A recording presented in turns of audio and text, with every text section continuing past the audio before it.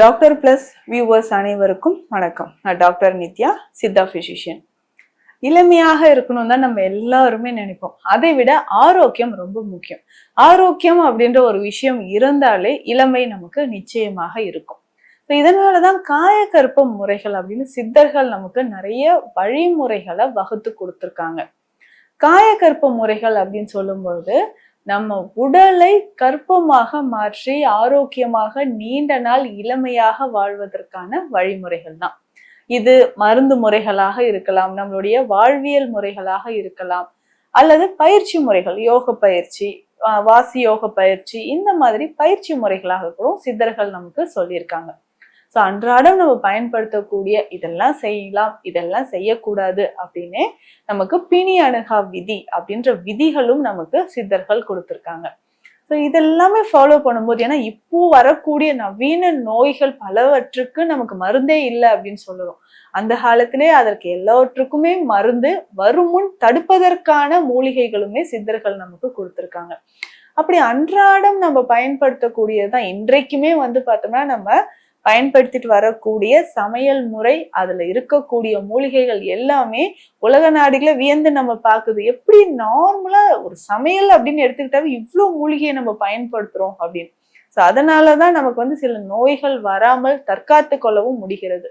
அப்படி பயன்படுத்தக்கூடிய ஒரு முக்கியமான ஒரு மூலிகை, இது இல்லைன்னா நம்ம எதுவுமே சமைக்க முடியாது அப்படின்ற ஒரு விஷயம். பொங்கல் செய்யறோம், வீட்டுல ஒரு டீ குடிக்கிறோம், தலைவலி இருக்குங்க, ஒரு புத்துணர்ச்சிக்காக ஒரு டீ குடிக்கிறோம் அப்படின்னாலே இது நம்ம சேர்ப்போம். அதுதான் இஞ்சி. இஞ்சி அப்படின்னு சொல்லக்கூடிய ஒரு விஷயம் சித்த மருத்துவத்துல ஒரு முக்கியமான மூலிகை. அதுவும் உலர்ந்த இஞ்சி நம்ம சுக்காக பயன்படுத்துறோம். அந்த சுக்குமே நிறைய மருத்துவ குணங்கள், அதாவது திரிகடுகம் அப்படின்னு நம்ம சொல்றோம். சுக்கு, மிளகு, திப்பிலி. ஸோ அந்த சுக்கு அப்படின்னு சொல்றது ஒரு முக்கியமான ஒரு மூலிகை பொருள். ஸோ கடவுளுக்கு நிகரான ஒரு மூலிகை பொருள் அப்படின்னே சொல்லலாம். ஸோ அந்த இஞ்சியை நம்ம எப்படி காயக்கற்பமாக பயன்படுத்தி ஆரோக்கியமாக இளமையாக வாழ முடியும் அப்படின்றத பார்க்கலாம். ஸோ இஞ்சியை நம்ம எந்தெந்த வகைகளில் பயன்படுத்தினா ரொம்ப நல்லது அப்படின்றதும் நம்ம தெரிஞ்சுக்கலாம். இதுல இஞ்சி கற்பம் அப்படின்னு சொல்லக்கூடிய ஒரு விஷயம். ஸோ இஞ்சி கற்பம் அப்படின்னு சொல்றது நிறைய முறைகள்ல இருக்கு, 2-3 முறை இருக்கு. அதையும் நான் சொல்றேன். அதை நம்ம ஃபாலோ பண்ணும்போது உடல் ஆரோக்கியமாக, முக்கியமாக இதய தசைகள் வலுப்படுது. உடல்ல இருக்கக்கூடிய தேவையற்ற கொழுப்புகள் நமக்கு கரைந்து வெளியில வர ஆரம்பிக்குது. சரி, இப்போ இந்த இஞ்சியை நம்ம எப்படி பயன்படுத்தலாம்?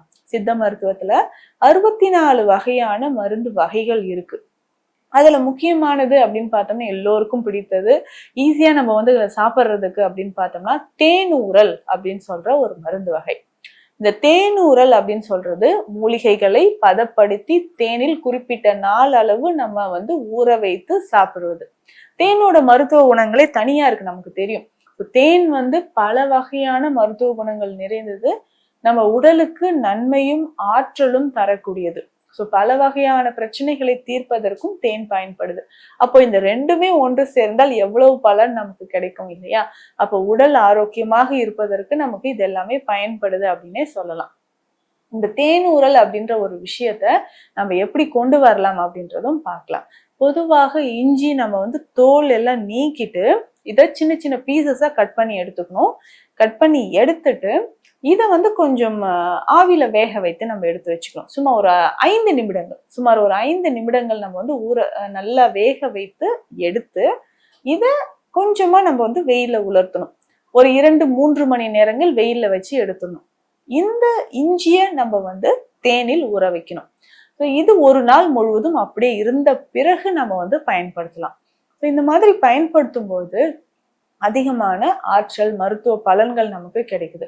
நரை, திரை, மூப்பு, ஸோ இது மூன்றுமே கொஞ்சம் தடுக்கப்படுவதற்கு, உடல் ஆரோக்கியமாக இருப்பதற்கு, கல்லீரல் வலிமையாக இருப்பதற்கும், கல்லீரல் சம்பந்தப்பட்ட பிரச்சனைகள் குணமாவதற்கும் நமக்கு இஞ்சி கற்பம் பயன்படுது. அப்போ இளமையாக இருக்கணும் அப்படின்னு நினைக்கிறவங்க இஞ்சி கற்பம் பயன்படுத்தலாம்.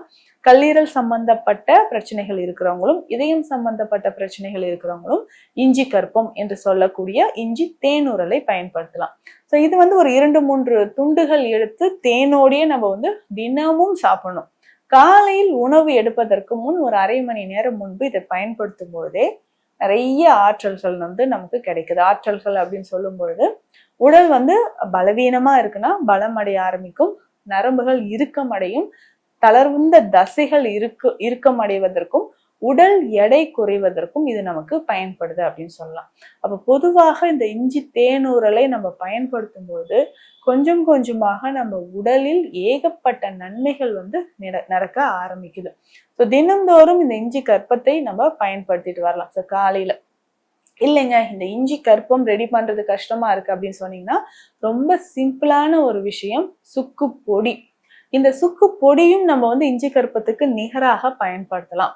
சுக்கு வந்து மேல் தோல் நீக்கிட்டு நல்லா பவுடர் பண்ணி இதை ஜலிச்சு எடுத்து வச்சிடணும். ஸோ இந்த பொடி வந்து 3 சிட்டிகை அளவு எடுத்துக்கணும். 1 சிட்டிகை அளவு சீரக பொடி. இந்த அளவு படிதான் இதை நம்ம வந்து சாப்பிடணும். ஸோ இது வந்து 3 பங்கு சுக்கு பொடினா 1 பங்கு சீரகம்.